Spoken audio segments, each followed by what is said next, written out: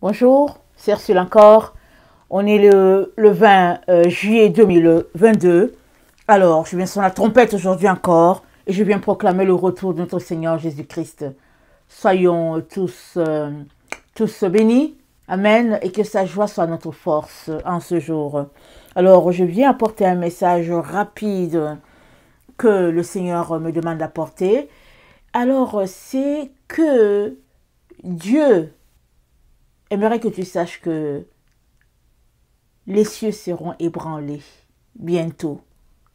Amen. Les cieux seront ébranlés bientôt. Il aimerait que tu le saches. Et que c'est imminent au fait. Et voilà ce que j'ai vu. Il y a quelques jours, j'étais couchée et le Seigneur m'a donné le chiffre 10. Et donc, je suis restée toujours là, couchée. Et puis, il l'a répété une seconde fois. Alors là, je me suis levée et je suis allée rapidement voir qu'est-ce qu'il voulait me dire. Alors, j'ai regardé 10 dans la concordance hébreu. C'est la destruction.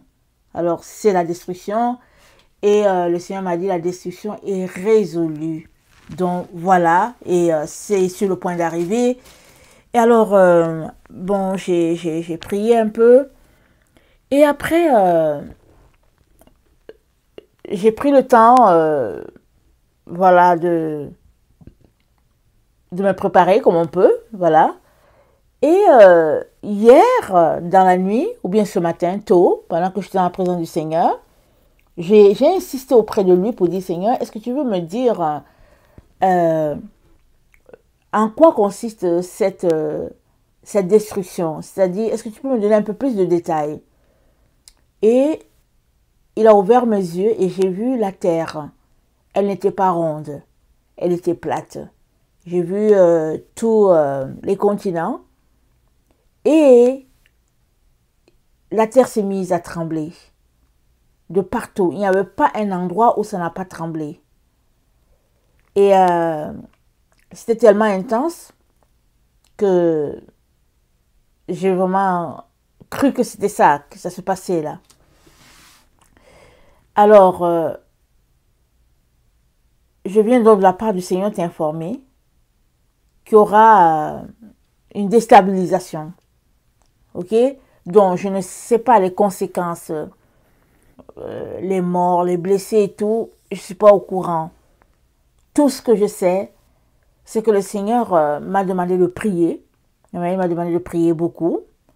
Et je viens vous informer afin que vous aussi vous mettiez à prier, afin que les vies soient préservées. N'est-ce pas?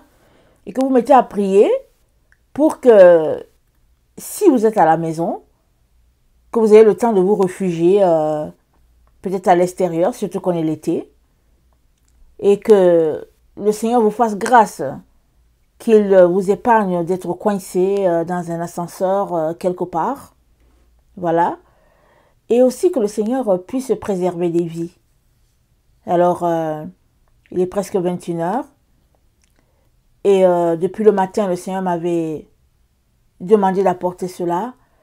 Mais j'étais prise je suis prise, vraiment, je suis en train je suis dans un travail là que le Seigneur m'a aussi confié. Et là, j'ai vu que l'heure est avancée et puis je ne voulais pas passer la nuit avec cela. Parce que il était question que je le donne aujourd'hui. Alors voilà pourquoi je viens informer tout un chacun que la destruction arrive. Alors, il y aura des pertes de vie. Est-ce que partout? Comment? Je ne sais pas. Mais prions pour que nos cœurs soient en règle avec Dieu. Prions pour que des vies soient épargnées. Prions tout simplement pour sa protection. Prions pour sa grâce, qu'il nous fasse grâce d'être là afin de pouvoir vraiment accomplir notre appel sur la terre, n'est-ce pas? Parce que s'il y a un tremblement de terre et que les vies sont écourtées et qu'on n'est pas prêt, c'est pas agréable, n'est-ce pas? On se retrouve de l'autre côté, loin de Dieu. Et ça, c'est pas souhaitable. Alors voilà pourquoi il est très important que tu prennes ce message au sérieux, parce que c'est imminent en fait. C'est imminent. Donc je ne veux pas aller dans plus de détails. Et je viens lire AG2. Amen. Le 21e jour du 7e mois, la parole de l'Éternel se révéla par Agé, le prophète, en ces mots. Parle à Zorobabel, fils de Shiltiel, fils de Shiltiel, gouverneur de Juda, à Josué, fils de Josadak, le souverain sacrificateur, et au reste du peuple, et dis-leur, quel est parmi vous le survivant qui ait vu cette maison dans sa gloire première? Et comment la voyez-vous maintenant? Telle qu'elle est, ne paraît-elle pas comme rien à vos yeux? Maintenant fortifie-toi, Zorobabel, dit l'Éternel. Fortifie-toi, Josué, fils de Josadak, souverain sacrificateur. Fortifie-toi, peuple entier du pays, dit l'Éternel, et travaillez, car je suis avec vous, dit l'Éternel des armées. Je reste fidèle à l'alliance que j'ai faite avec vous quand vous sortîtes de l'Égypte, et mon esprit est au milieu de vous. Ne craignez pas. Car ainsi parle l'Éternel des armées, encore un peu de temps, et j'ébranlerai les cieux et la terre, la mer et le sec. J'ébranlerai toutes les nations. Les trésors de toutes les nations viendront, et je remplirai de gloire cette maison, dit l'Éternel des armées. L'argent est à moi, et l'or est à moi, dit l'Éternel des armées. La gloire de cette dernière maison sera plus grande que celle de la première, dit l'Éternel des armées. Et c'est dans ce lieu que je donnerai la paix, dit l'Éternel des armées. Amen. Alors on sait que la gloire de la dernière maison, celle de la Nouvelle Jérusalem, elle sera plus grande que l'autre maison. Disons que le 3e temple de l'Éternel sera grandiose par rapport à ce qui a déjà été. Et pour que cela soit, Dieu va ébranler les cieux. Il va ébranler la terre. Il vient déstabiliser les nations afin que les nations sachent qu'il est Dieu et c'est lui qui règne sur toute la terre. Et nous savons aussi que nous sommes dans le temps de la fin. Amen, nous le savons très bien.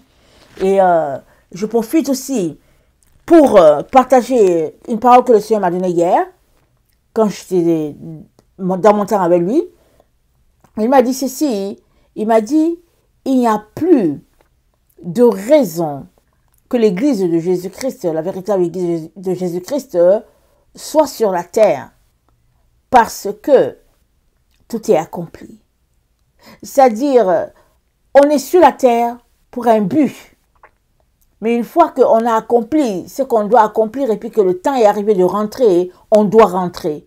Alors le Seigneur m'a dit, Ursule, le temps est venu pour mes enfants de rentrer à la maison. Alléluia. Parce que tout est prêt. Tout a été apprêté. Et ils n'ont plus vraiment leur place ici. Ils doivent être à la maison. Pour les noces de l'agneau. Et puis pour la suite des choses. Tout cela pour que tu saches que si tu es encore attaché à ce monde, détache-toi immédiatement. Parce que tous ceux-là qui sont attachés à ce monde resteront dans ce monde-là.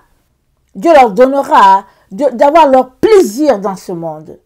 Mais ceux-là qui, au fait, languissent à la présence de leur Dieu, tous ceux-là qui se demandent, qui disent, mais qu'est-ce que je fais ici? Tous ceux-là qui pleurent, qui soupirent après vraiment la présence divine, eux, ils vont rentrer à la maison.